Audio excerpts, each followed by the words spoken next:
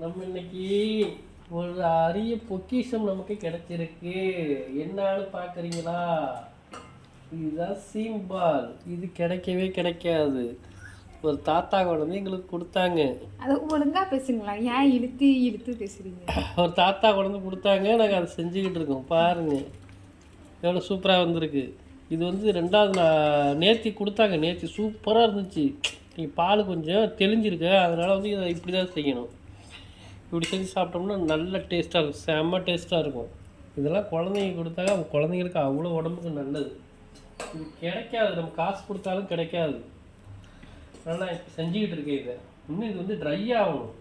Try ஆனால் தான் சூப்பராக இருக்கும். அதனால் ட்ரை ஆனதுக்கப்புறம் உங்களுக்கு நான் காமிக்கிறேன். பாருங்கள் நீங்கள் எப்படி இருக்குது.